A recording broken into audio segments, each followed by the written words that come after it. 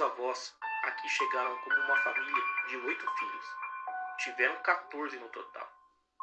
Para morar em uma pequena casa, em uma fazenda próxima à Serra da Formiga. Enquanto ao lado construíam um casarão para abrigar a família grande. Aqui na região havia muita caça e meus avós tinham bons cães que davam conta do recado.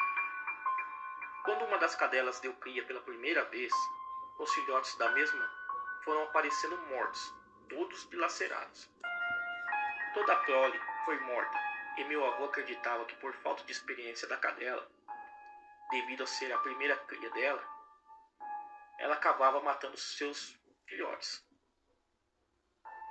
Outra cadela também teve cria, e o resultado foi o mesmo. E outro, e outro, e outro. Minha falecida avó, às vezes ficava sem sono, e passava as noites em claro, costurando. E percebia a briga dos cães com algum animal. Porém, ela tinha medo de falar com meu avô, vez que ele era um daqueles nordestinos, cabra macho, que não se amedrontava com qualquer pio de coruja. Assim, minha avó sabia que ele iria enfrentar o que quer que fosse que estava matando seus animais. Meus tios e minha mãe eram crianças na época. Também ouviam as brigas dos animais. Mas a minha avó os proibia de falar o acontecido ao meu avô. Meu saudoso avô tinha um sono pesado, vez que acordava ainda na madrugada para tirar o leite das vacas da fazenda. Eles tinham uma vacaria. Após ordenhar as vacas, ele entregava o leite para uma queijaria da região, que ficava mais ou menos a uns 18 quilômetros da fazenda, onde ele morava. Voltando, ia colocar água e ração para os animais, ou seja, um dia inteiro de muita luta, muito trabalho. Quem mora em fazenda sabe como é. O velho chegava em casa muito tarde, e era aquela mesma rotina: dormir tarde e acordar cedo. Daí vinha o sono pesado do meu avô. Quando mais uma cadela teve filhotes, novamente a série de ataques voltou.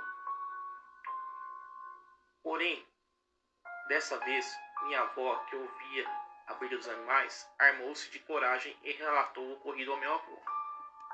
Naquele dia, antes de dormir, pedindo que fosse acordado na hora dos acontecimentos, meu avô guardou uma espingarda debaixo da cama. Meu avô removeu a cadela e seus filhotes para um pequeno abrigo logo abaixo da janela do seu quarto. A fera estava com as suas horas contadas. Ele iria conhecer a fúria do braço forte do meu avô. Naquele dia, a casa não dormiu. Todos ficaram acordados, menos meu avô. Quando o ataque começou, foi aquele alvoroço, e meu avô acabou acordando. E quando foi pegar a espingarda, a mesma não estava no local deixado, pois minha avó havia escondido porque ela tinha medo do que poderia acontecer. Meu avô então lançou mão de uma barra de ferro maciço, que era usada como tranca da porta.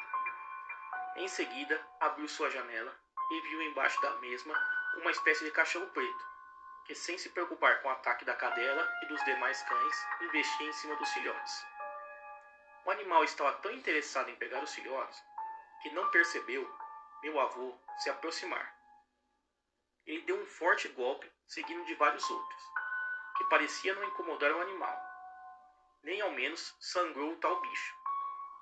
Em dado momento, o bicho olhou para meu avô, que sempre dizia que foi a coisa mais feia que ele já viu na vida. Meio lobo, meio cachorro, meio gente.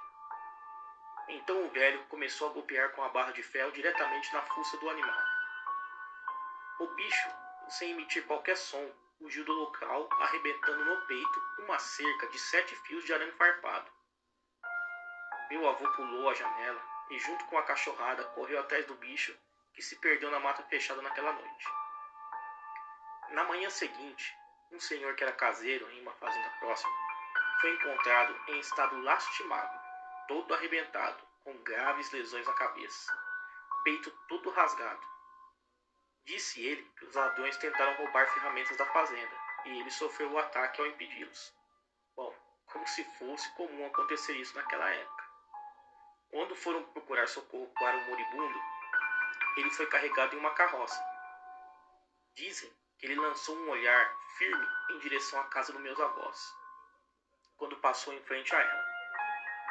Esse senhor, não resistindo às lesões, veio a falecer. Dizem que ele virava lobisomem. Contam ainda que ele e outros 2 irmãos eram filhos muito ruins, batiam na mãe por causa de dinheiro. Falam que de certa vez a mãe deles havia dito que amaldiçoava o leite que eles haviam tomado nos seios dela. Um perdeu um braço caindo do cavalo. O outro tomou uma surra tão grande que acabou ficando doente mental, dependendo de todo mundo. E o outro, ao que tudo indica, sofreu a sina de virar bicho. Hoje, passados mais de 70 anos, várias pessoas da minha família que ainda moram no mesmo local dizem que de vez em quando vem por lá o vulto de um cachorro grande, negro.